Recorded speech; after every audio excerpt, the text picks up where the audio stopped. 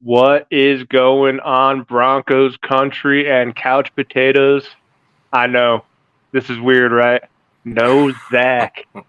This is probably the first Couch Potato Sports Denver Broncos episode ever. I'm guessing without Couch Potato Zach. I'm like, where's Couch Potato? Where's he at? But nonetheless, I'm Jimmy the Loop. Call me James. I am Kenneth.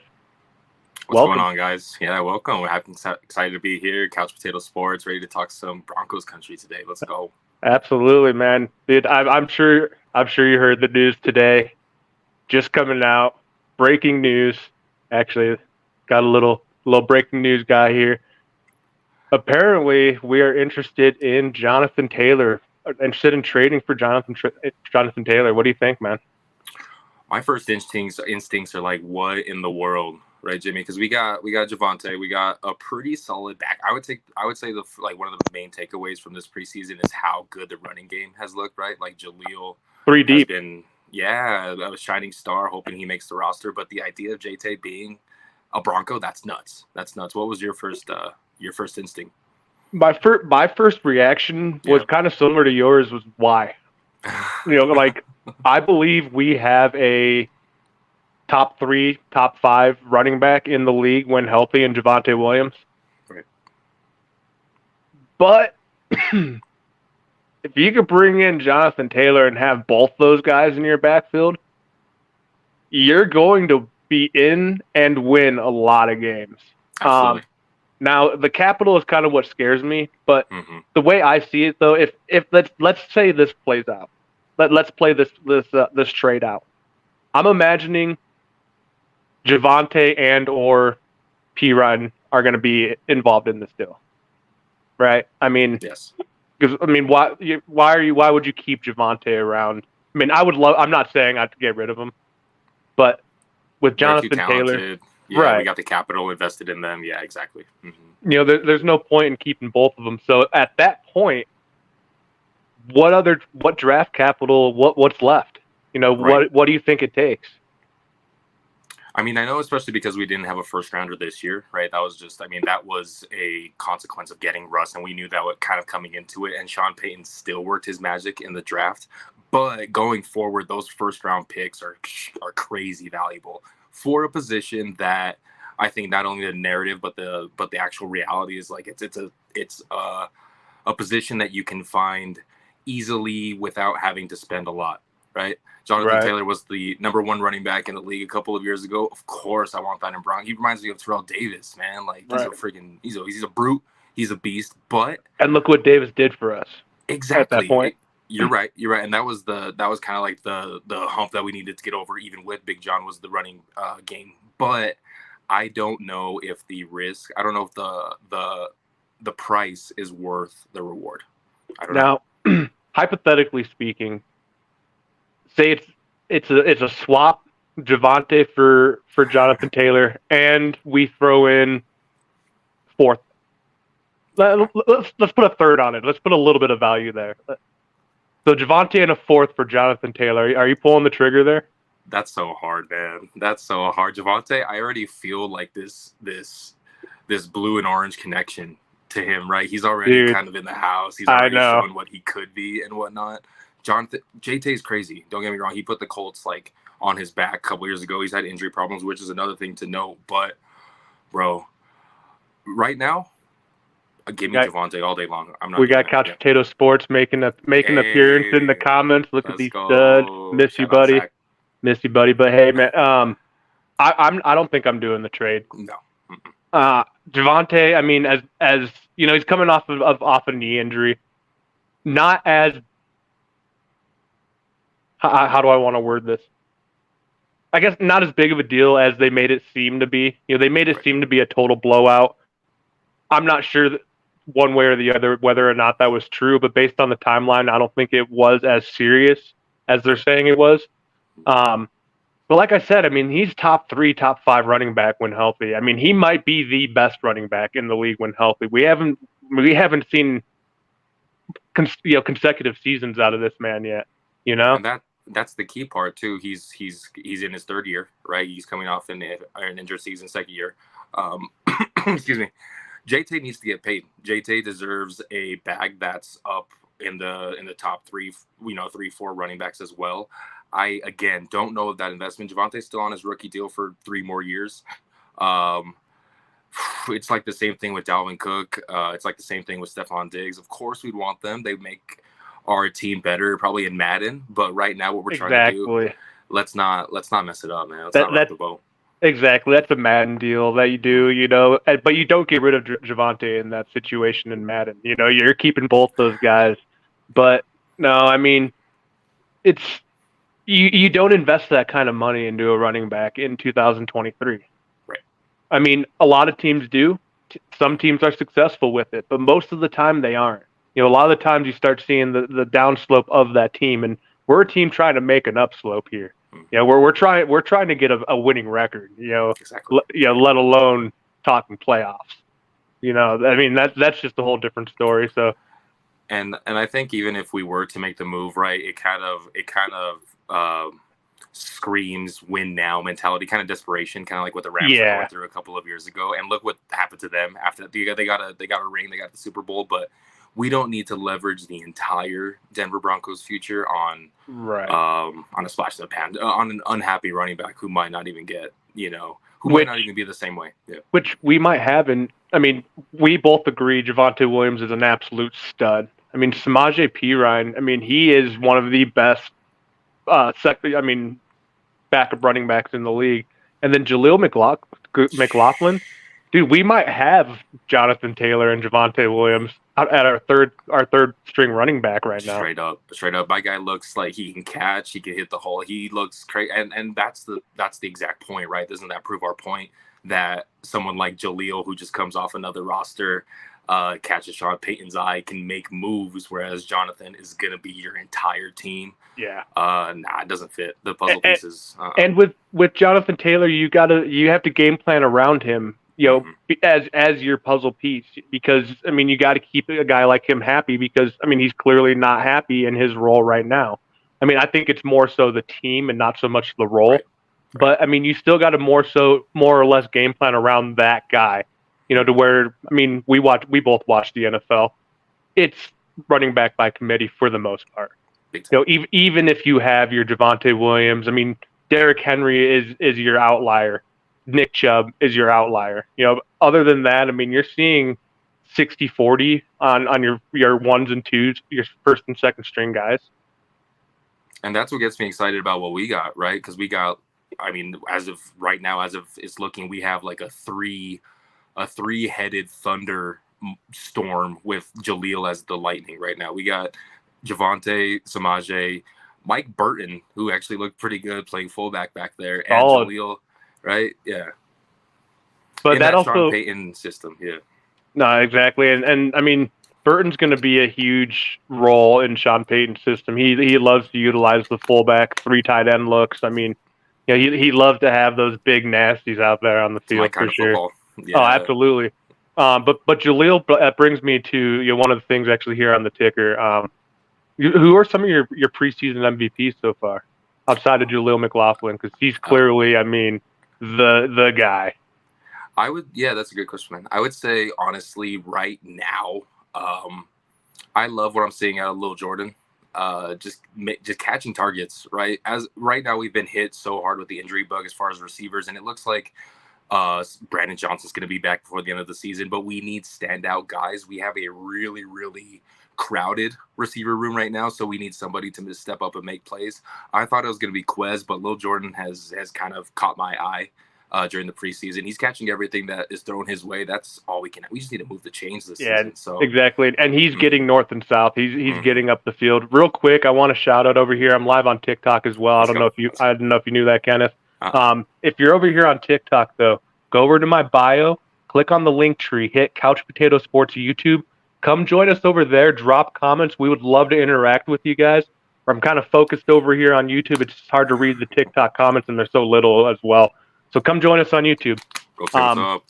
But so I agree with you as well. The receivers have really stepped up, in the lack thereof, with the injuries that have happened, unfortunately. But for me, I want to give it to an entire group, man. The pass rushers. Oh, let's go. Yeah. Absolutely phenomenal, dude. Mm-hmm. I mean, we knew that they were going to be okay. I mean, Randy Gregory, when healthy, is a baller. Baron Browning, Nick Bonito. I mean, we have some guys, but we have some guys that were going to be a 15 to 20 range pass rush group. I mean, these guys can get after it.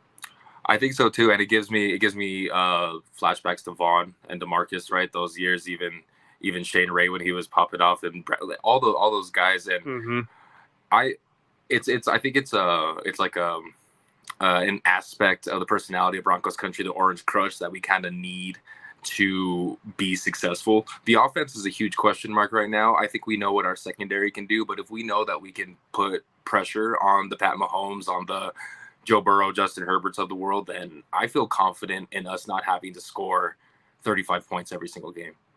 Dude, I completely agree. I mean, with everything you just said, plus what we've already talked about with the running game, I mean, we're going to be in games. It's going to come down to those key plays and mistakes that we made last year. Come down to kicking. Kicking's going to be huge this year, and that dude. That makes me really worried right now. Me too. And honestly, even though Brett hit a couple, they weren't pretty. They didn't make me feel good, even though they went through. To be honest with you. Right. I mean, then think back to against Arizona, what he missed 3 extra points, 4 total kicks. Yeah. His final game with Dallas, he missed 4 combined kicks in some capacity. Might have been 5, but definitely was 4 for sure. And what did we? It's crazy. What did we lose these? It's just preseason. Don't get me wrong. It's just preseason, but I think it matters a little bit. We lost these games by a combined 2-3 points. Yeah, exactly. And I think both games came down to the final play. Mm-hmm. Where I mean, if kicks were made, those plays wouldn't have made a difference. And it doesn't make sense, right? Because even at the time, I think when we decided not to stick with him, we were like, okay. He's been here forever. He's the last Bronco from Super Bowl 50. I half understood, right? Because it was Sean Payton and it was still GM Payton and whatnot. But it makes you miss someone as automatic that could hit something as easy from like 30 to 49 yards. Like I never worried with Brandon, So now we have to, every single time we line up for some automatic points, I'm going to be a little worried with Brett. Yeah, I mean, absolutely, man. And I mean, it makes you think back to like why. I mean, Brandon, sure, he had a down year. I mean, we'll all admit that. But his down year was, I mean, a pretty average year for an NFL kicker. Mm-hmm. And, I mean, I think it was more or less because of the connections with the previous regimes and all. I think they wanted to completely cut ties with everybody finally. But, like, come on. I know. I mean, but I guess... I guess we're talking to the Saints right now about possibly trading for Will Lutz, which I'd be okay with. I'm fine with that. I mean, he's better than what I've seen from Brett. Obviously, I like Will. Will is pretty automatic. That's interesting that Sean really wants to bring in everybody from NOLA. I really like the idea of homegrown players. Right? Obviously, kickers Absolutely. are a lot harder to find and whatnot. The most difficult part for me is like there's even other free agent kickers and kickers out there that where's destroying it for real. Honestly, bro, like someone sent him a message. Blankenship just got cut. Like I would feel so much better with both of those dudes other than freaking Brett. I have a feeling after this Rams game, possibly tomorrow. I mean, but more than likely after this Rams game, they might bring in a handful of kickers, for next week, for the bye week to try to figure out what they're going to do. Yeah, as they should. I mean, whatever. I mean, as almost anybody else in the building, aside from like the double doink guy. I forget his name right now. It's just escaping me. But Robbie Gold? Robbie Gold. I don't know if was it Robbie? Was it Robbie? I don't know if it was Gold. I don't think it was Gold. Right, but anybody but him, I would feel better than Brett Mao right now. He's like the meme of the NFL. So right. I mean, another interesting thought here. With Trey Lance being named third string, obviously they announced they're going to be exploring options on him. Todd Rainey, I'm sorry if I pronounced it wrong, says 5th-round pick for Trey Lance. I'm doing it all day. I don't know about you. Yeah, that's a different story. I think that price versus the risk and versus reward is so much more in play for what we're trying to do. And right? Lance is a guy, I mean, you tuck him around. I mean, you tuck him at your 3rd-string quarterback. I mean, you're going to keep him on your roster. You can't practice squad him. Someone's going to grab him. But, I mean, 5th-round pick, I mean, I'd even possibly even throw a 4th-round pick at him, honestly, for him. I mean, the reward that possibly pays off for that whenever, I mean, if Russ doesn't work out this year, or say Russ does work out and he's out of here in 3, 4, 5 years, the reward could be so great. Yeah. And I mean, the risk is, I think there's really none there at that price. I agree completely. That's something that you'd have to do. I love Jarrett Stidham, but he's not Trey Lance. He's not a top 5 talent scouted by Kyle freaking Shanahan, right? Kyle saw something in Trey, and I think that there is something there. He's really, really rough, kind of like a 19-year-old coming out of the NBA, but which we knew he would be. Yeah, exactly. And people don't. I mean, for you to be successful as a rookie, like all these guys have been doing, that's really freaking rare. Yeah. So it usually takes a couple years to get your feet at least a little bit wet, much less being like successful. So yeah, come to Denver, Trey. We'll take care of you all day long. And I think a lot of the NFL was in the same agreement when they made that pick of, you're going to have to keep Jimmy G around for a while. Mm-hmm. This guy needs to sit and learn. He played, 1 season at North Dakota State? Yeah. Possibly 2 there. Mm-hmm. I think it was 1, though. But, I mean, shoot, I'd give a 4th, 5th-round pick, in a guy that could just sit there and possibly learn, and if not, you get rid of him at some point. Yeah. But I don't know if anybody's going to trade for him, though. I would be surprised if they don't, to be honest with you. Even the fact that he would be available is surprising to me, because I think that Kyle's stubborn, and John Lynch would be stubborn to just like really try to see what they would get with him. But I'd be surprised if someone doesn't get him. He needs to be somewhere else and given a legit, like behind Sam Darnold, bro. That's embarrassing. Sammy sees ghosts. Like, that's not good.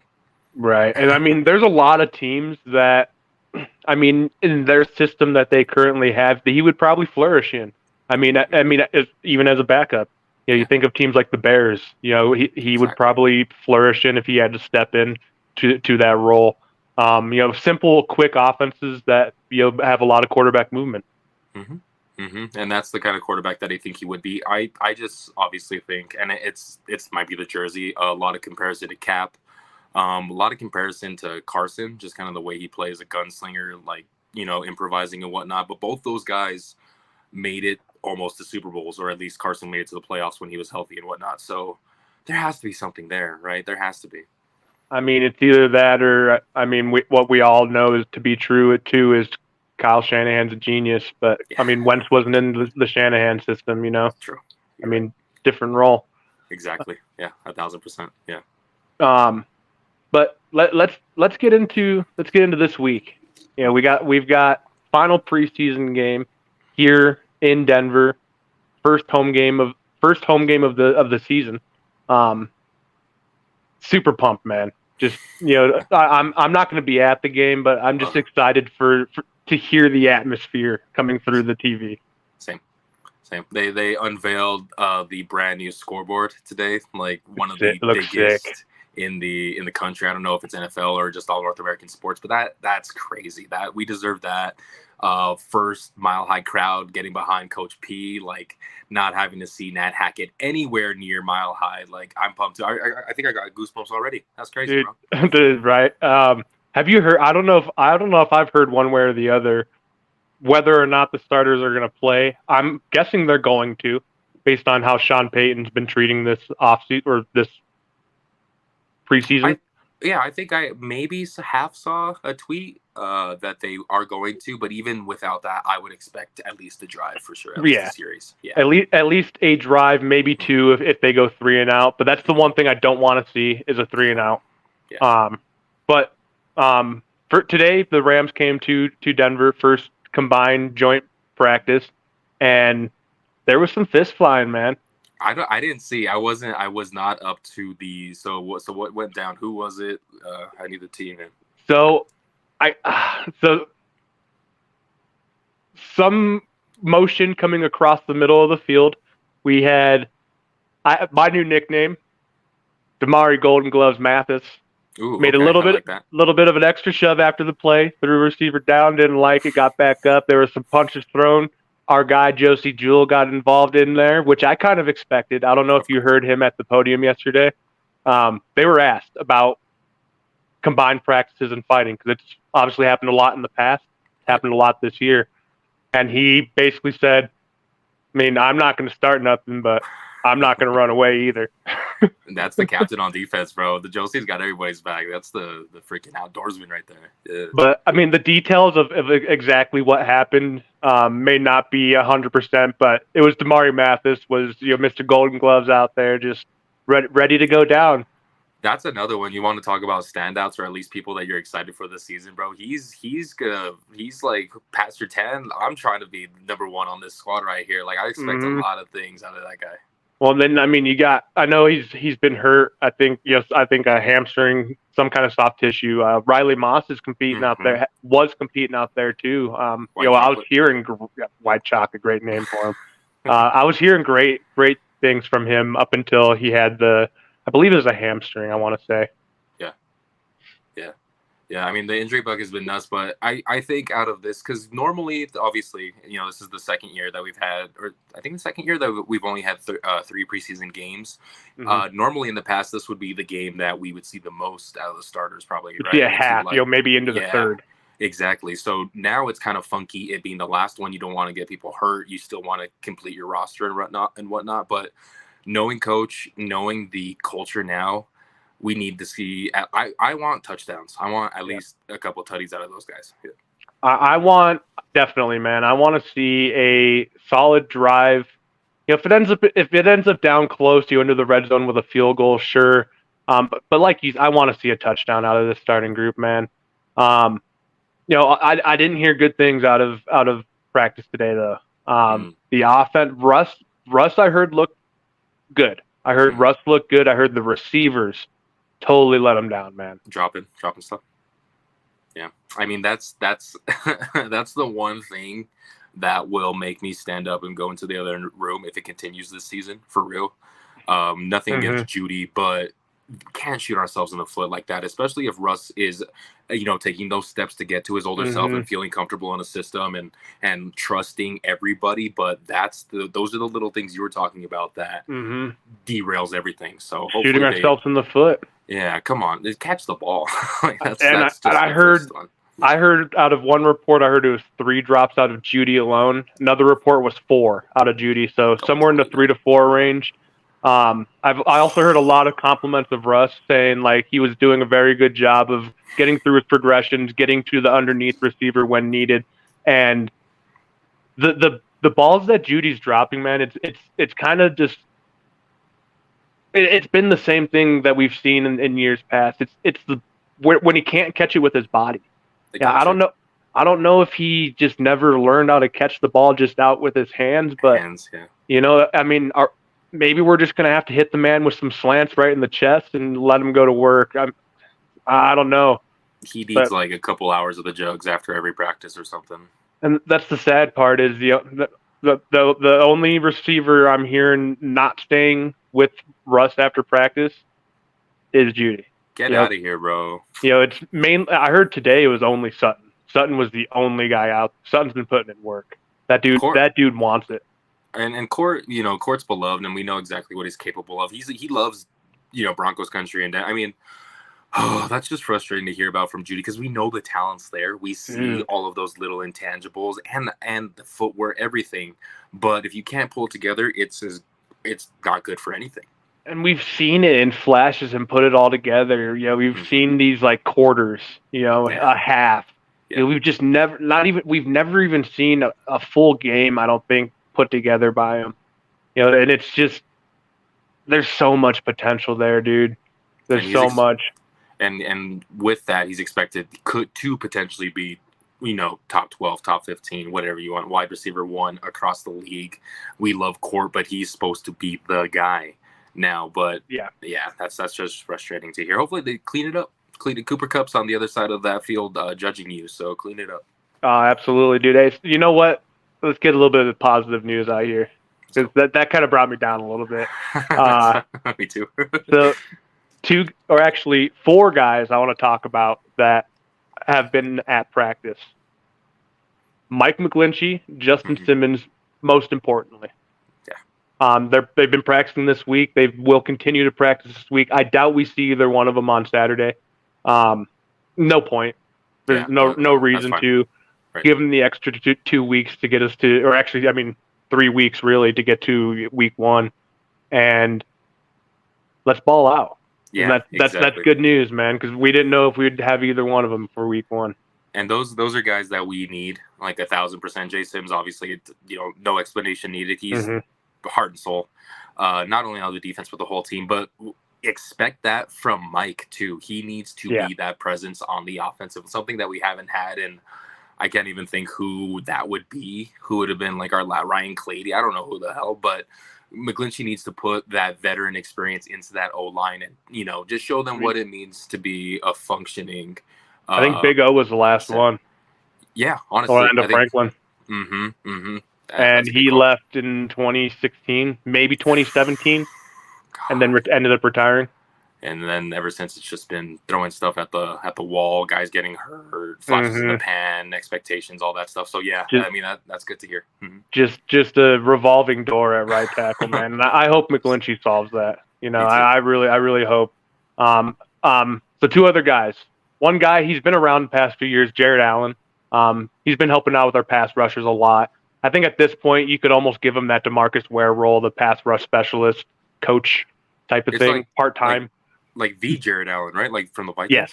Yes. Oh, damn. Okay, that's cool. Let's go. So he's actually been at training camp the last, I want to say 3 seasons, possibly 4.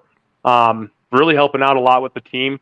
I don't know off the top of my head his connection to Denver here, but he's been around. He loves it.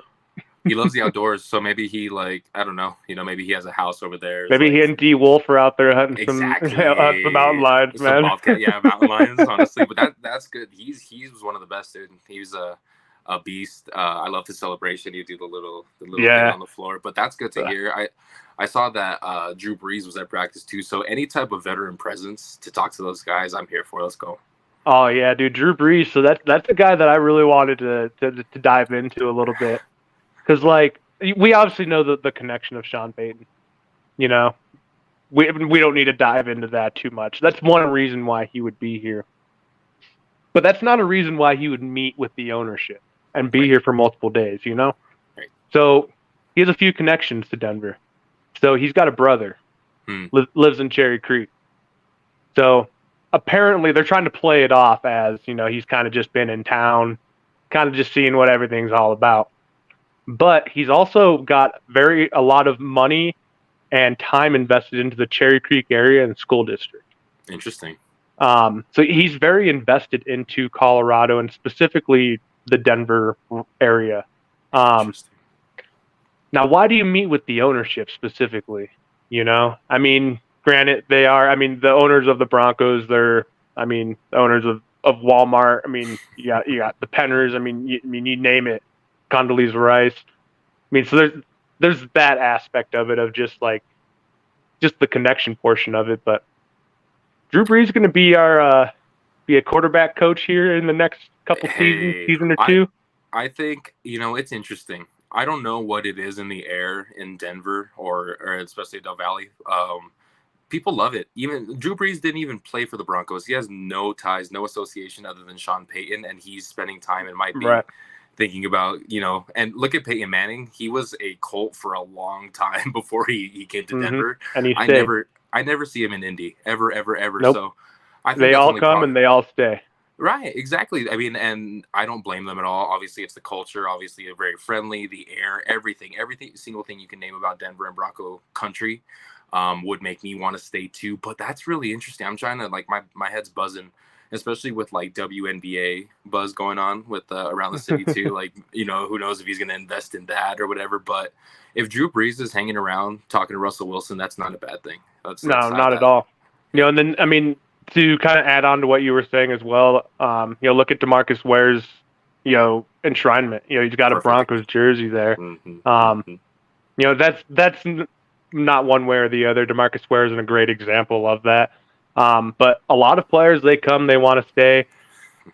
And I mean, I'd love to have Drew Brees around, I mean, quarterbacks coach, consultant, analyst, whatever it is. Whatever capacity. Yeah, exactly. Let's do that. I think Drew and Sean, they were a really interesting pair. Obviously, one of the most successful, quarterback and coach pairings. But I thought even more than that, they were like the perfect fit for one another, right? An offensive genius and a, compared to other guys, a kind of shorter quarterback that had all the arm talent and accuracy in the world. I think that's Russell Wilson. So yeah, let's do it. Drew Brees, a guy who moved around well in the pocket.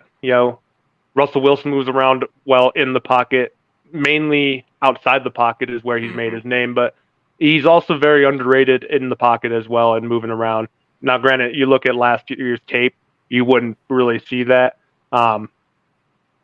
We don't need to talk about last year, though. We don't need that negativity in our lives, I mean, he looked pretty mobile in San Fran. I'll say that.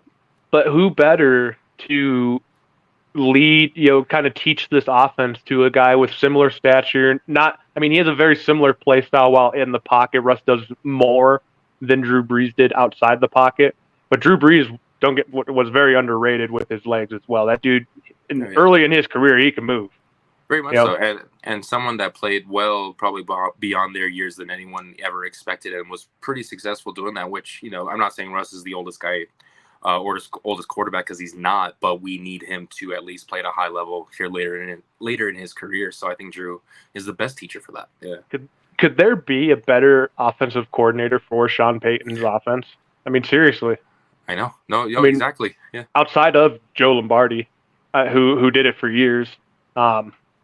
Drew Brees, is definitely a better option than that. Maybe he wants to stick his toes in and say, hey, let's just let me hang around this year. Let's see what it's all about. Maybe I don't want to be getting coffee for no one.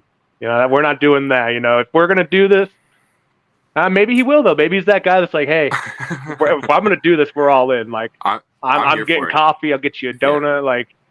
I'm straight up here for it. I mean, he was on TV for a little bit. That life's not cut out for everybody, as we saw even with Coach P and like Jason Garrett and people like that. So yeah, why not? I mean, it's not enough for those. Some people like who we're talking about, Brees, Garrett.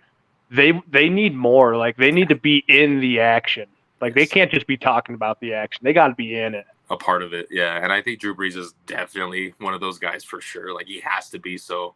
Him being around the X's and O's, him being around the chalk is not surprising at all. Like I'm telling you, Drew, please, like we'll give you the visor, we'll give you whatever you need. Let's be on the sidelines for sure. Yeah. Yeah, I think we're probably going to see a lot of him this season. Here, maybe not a lot of them, but excuse me, I'm sorry. But here and there, I'm sure we're going to see him pop up. Drew Brees and Peyton Manning on the sideline of a Broncos game is not what I had on my bingo card, but bro, that's insane. That's insane. But bro, if that is a pipe dream, bro. that is like a pipe. Like you don't even get that in Madden, like. Right, exactly. That's like the All Madden for the 2000s. That's the All Madden team, All Pro. But man, that would be extremely exciting, and. I mean, that'd just be even better for Russ to have him around. Yeah. But, I think so too, especially with Drew. He was a quarterback, right? So I think often players even say they resonate with former players a whole hell of a lot more than not. So it might be another aspect that Russ didn't even know that he needed to help him. Who knows? Plus, Drew always seemed like, he put that presence of kind of being, a little bit more reserved and all that, but he was a guy's guy. When you saw that locker room tape, He was a player, like he was all about his guys, and I think that's one thing that Russ needs to get back to. I think he kind of shied away from that over the last few years. Kind of got bigger than himself. I mean, let's call spade a spade. Yeah. His head got big. He got bigger than himself, and I'm really glad Sean Payton is here to get to have the accountability. But also, I mean, it starts at the top. So that's one thing that I mentioned a lot last August, about a year ago when the team was sold. That this is going to be the beginning of the turnaround because there's the accountability from the top down. There's now a vision at the top. There's now someone saying, "This is what I want. If you can't do it, I'm replacing you. Yes. Yeah. If you can't do it, I'm replacing you. And if you can't, and guess what? I got the money. I don't care how much I got to pay you for how long. You could go sit, and I'll pay you $50 million to go suck over there." Legitimate adults, right? People that have been successful before at what they're already trying to do. The complete opposite of what the team was last year. All brand new faces, all brand new positions, no experience whatsoever. So I think Russ kind of needs to just sit back and maybe listen a little bit more. So yeah. I'm with you. Mm-hmm. Yeah, and we might not see completely this season the turn, but I think what we will see is competition. We will see competitive football. I think we will see a team that's on the verge of making the playoffs. Possibly, I'm not saying we won't make it. I'm not saying we will. I'm saying I think we're going to be right there at the end of the season. And that's no small feat. It's an insanely competitive conference, and it's an insanely competitive division. We do have, at least in my opinion, a little bit more of a favorable schedule, which we need those little things, to make the difference down the stretch and whatnot. Which we will. But I'm sorry to cut you off. No. I'm going to try, not just me, but Zach, Anthony, and yourself. We are going to try to make it a point to get through the entire schedule before week 1. We'll do that next week for sure. Follow. Make sure you guys stay tuned. We're going to do I haven't even done my personal one on my page. So, yeah, let's keep it. Yeah, we got to do that. But I think, like you were saying,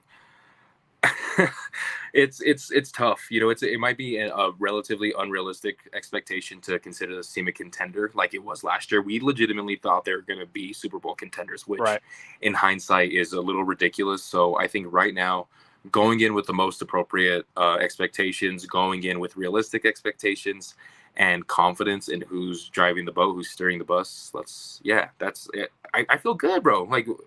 That's all we can ask for. Yeah. Well, that's one thing I wanted to ask. So right now, I know we've got one more preseason game. We've got a little bit more, scouting, I guess, to do on the team.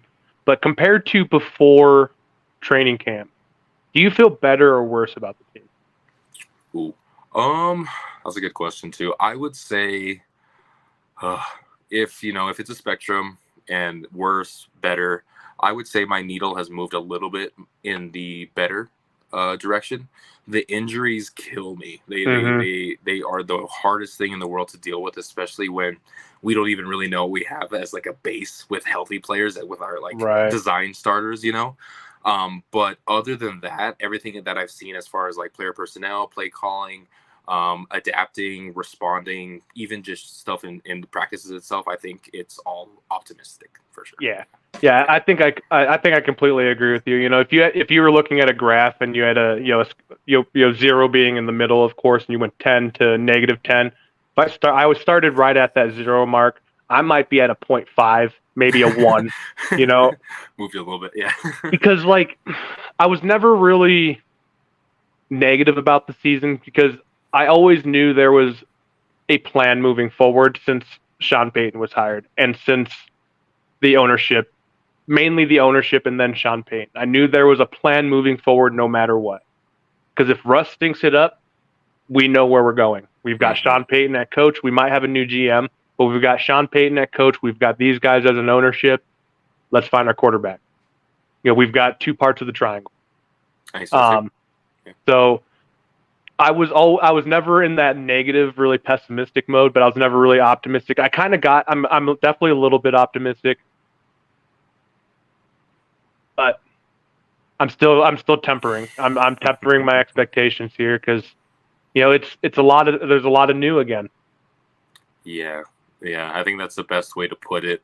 I've been well documented saying last year I full on walked away, bro. I turned like my back to the team in a sense where I just wasn't in it like I usually am like I have been for 26, 27 years. The fire is for sure back just based on everything that you just described. Everything is new, everything is fresh. Russell Wilson, I still believe in. 17-0 till proven otherwise, buddy. Exactly. Super Bowl bound. I think as of right now, all of the things that make a successful team, like you just said, a good quarterback, a good head coach, I guess, good personnel, GM, someone who knows how to fill out the roster. We have that right now. I can honestly say we have that. Last year. There were question marks, but on paper right now, before we even see under the lights during the regular season, I think we have everything it takes to be a successful bordering playoff football team. And what more can you ask for? Right. You don't want to be a Cowboys fan. You don't want to say Super Bowl or bust every single year. So I think expectations are realistic versus last year where they were way overhyped. Like, no. Right. And like you said, for me, I mean, a successful season is being competitive. And we can be a 6-7 win team and be competitive. I'm hoping we're more around the 8, 9, 10 win team and being competitive.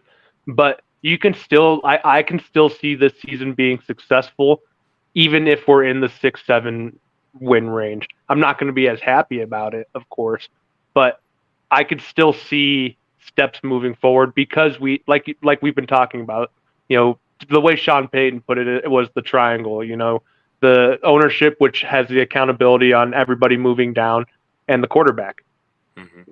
So.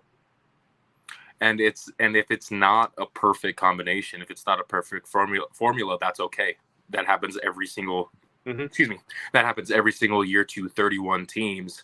Got to be realistic. We bleed blue and orange, but we want our team to be successful. If we do win 6-7, even less games than that, but we have an amazing running game, we have a top 5 defense again, but it is the signal caller, Russell Wilson, that might be the problem. I think that is something that we're much more prepared to look at and kind of pivot our future towards. I'm not there yet. I'm still ready. I'm still ready for the season. Absolutely. I'm like still fully confident in him. Yeah, the formula's there, and I feel, again... But this is the season for him, though. This is make or break. Yeah, it's time to put your dangerous sandwich where your mouth is, for sure. That's good. That's good. I was trying to think something.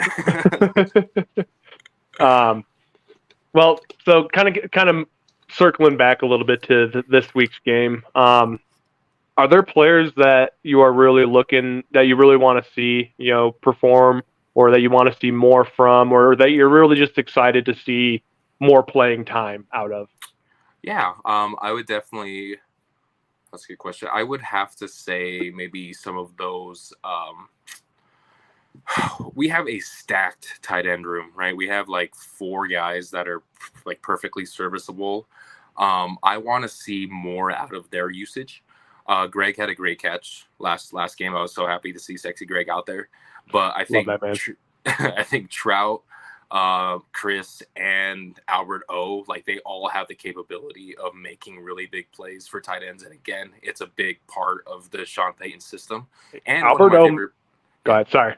No, one of my favorite positions on just in general in football. So that's what I always look towards. Yeah. And Albert O might have blocked his way last week into a roster spot because he's a borderline guy. He very well could be cut after this game. He's one of those BMAC guys that kind of like the last regime, kind of one of those weird. Mm-hmm. And I mean, if you're going to be a tight end in Sean Payton's offense, you're going to block. And he made a couple really big blocks. I mean, he made a couple bonehead mistakes as well. I mean, it's going to happen. He's a young tight end in the league, but he might have blocked his way onto this team. We'll see. Yeah. We'll see. But I'm really excited. I really like the kid Drew Sanders, the middle linebacker, the rookie. It's crazy, dude. Bro. He's got fire. He's big for a middle linebacker. I mean, he's like, I don't want to necessarily take some time to look it up, but I think he's like 6'3", like he's big, dude. Is he a safety? Or am I thinking of the safety? No, Drew Sanders is a middle linebacker. Who's the safety? They were comparing to Steve Atwater in size. I mean, Steve was the brute, one of the hardest hitters in Broncos history. But Jaleel McLaughlin, of course. I want to see him, continue just to be what he has been. The young receivers, not necessarily just the young receivers, but the new receivers. Lil Jordan, Marquez. I see a little bit more out of maybe Marvin as well. Yeah, I'd like to see some more out of Marvin. I'd like to see some more out of Montrez Washington. I want to call him Montrell Williams so bad every time, but my guy had he's made a couple plays this preseason. He's definitely made himself more into a role of a receiver because he definitely lost the returning role.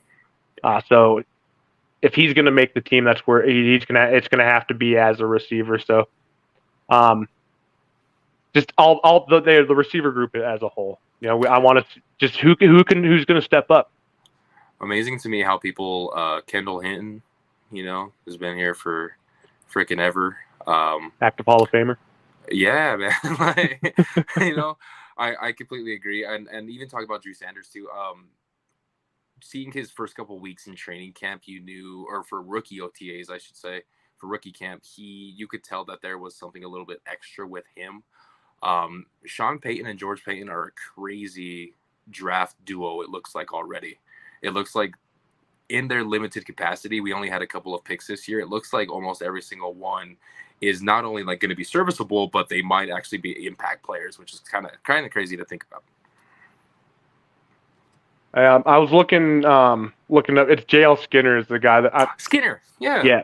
So that's he's a guy. Boise State. Yeah. He's a guy that only dropped because he tore his pec his final season in college. Yep. But he's the guy that's been compared a lot to Steve Atwater as far as size. I don't know much about his playing style. I mean, you could fill us in more, of course, but I don't know where has he been out there on the. I haven't really. I guess I haven't really noticed him. He got hurt with Riley, I believe. Okay, that's what I thought. Yeah, that first week, I think he was sidelined pretty early on, which was like the most disappointing thing in the world, right? Especially for those two guys.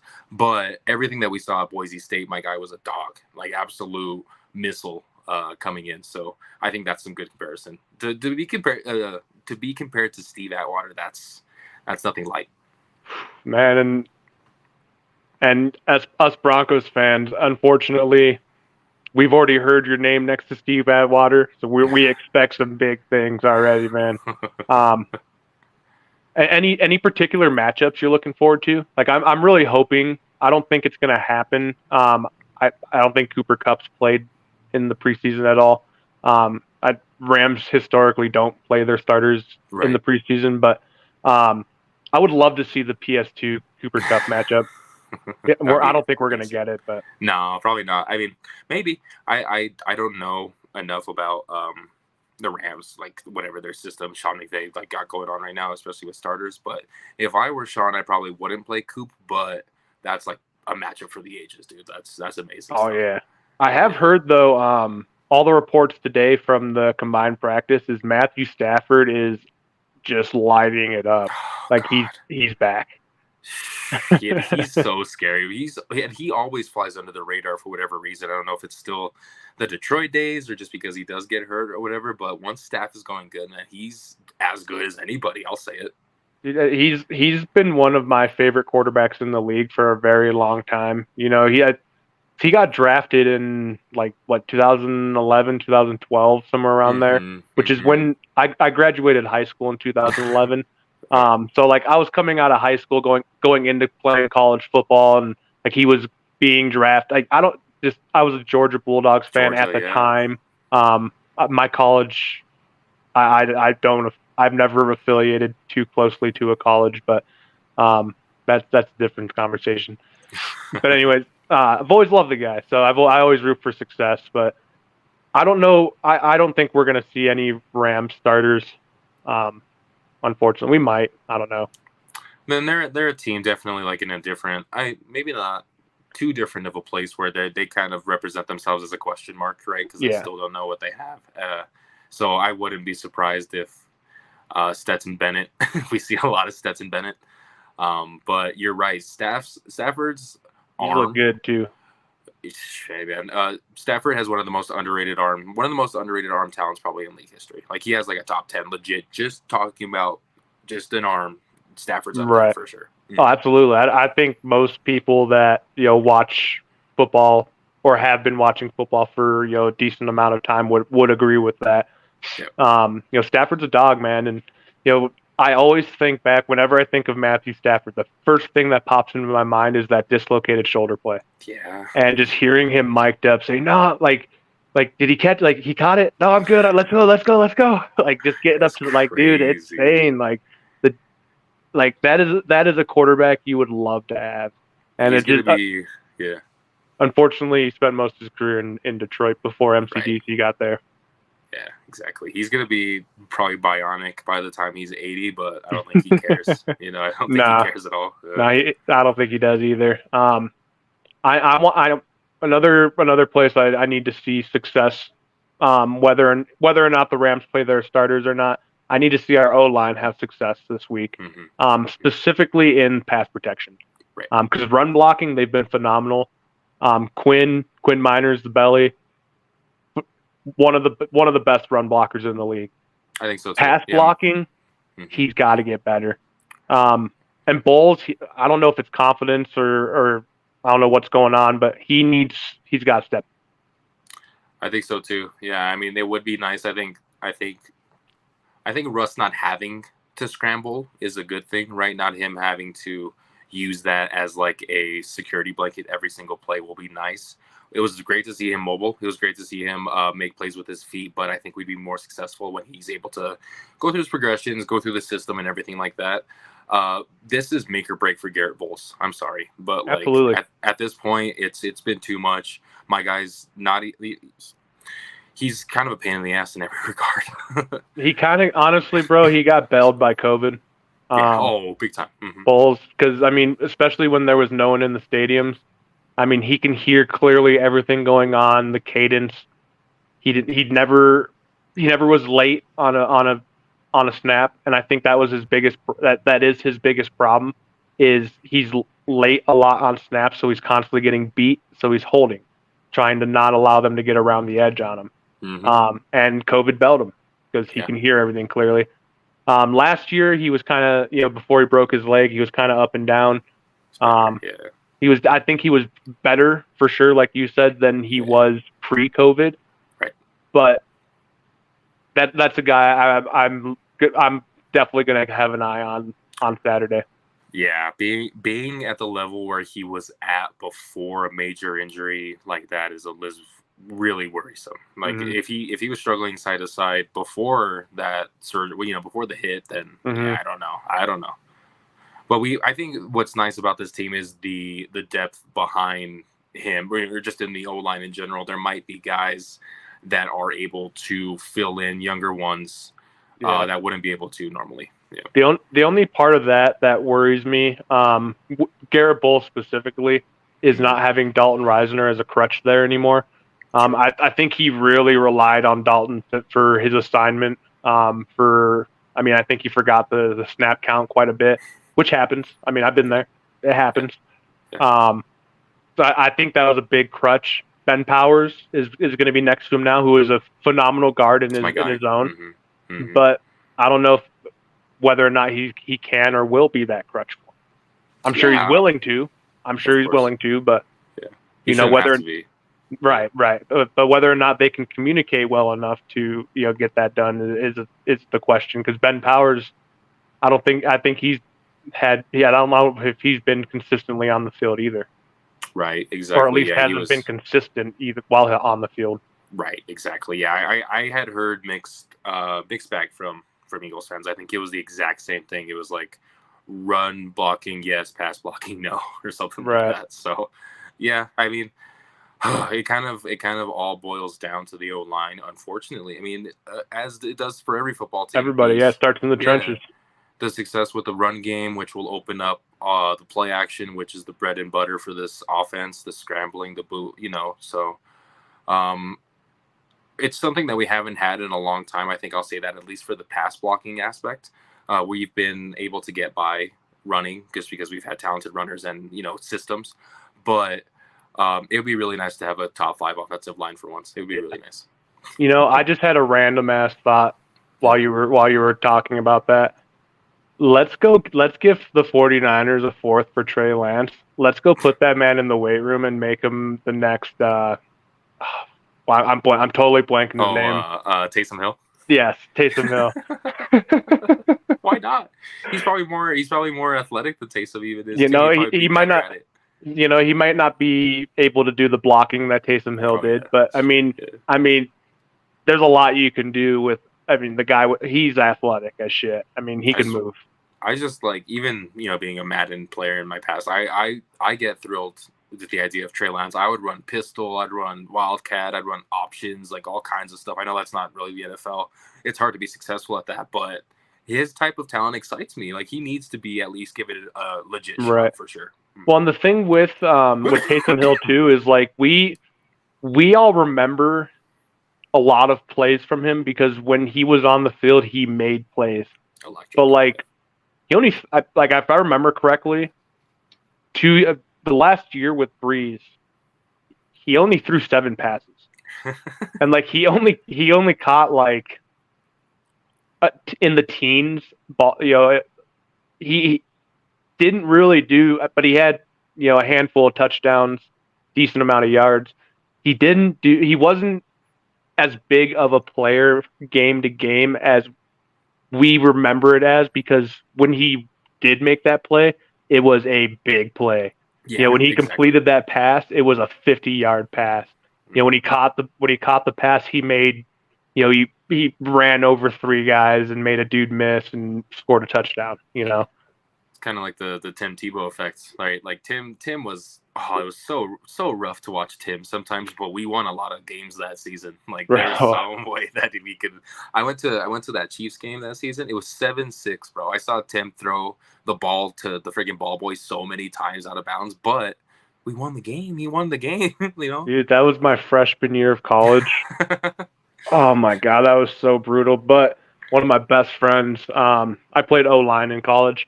And one of my best friends on the line that was also a freshman was a Steelers fan. Ooh. And we watched that playoff game together, man. And I still, to this day, will text him randomly, just Tim Tebow, baby. I think that's out of everything we've experienced, at least we've experienced, I think that's still number one. I will never forget that play, ever, because it was such a magical season. And then the fact that we were even in OT in that game, and then the first play just out with DT. R.I.P. baby. I know. Yeah, we love you, Daenerys. Oh my goodness, man. But hey, we're coming up on this hour mark here. Any final thoughts heading into this preseason week 3?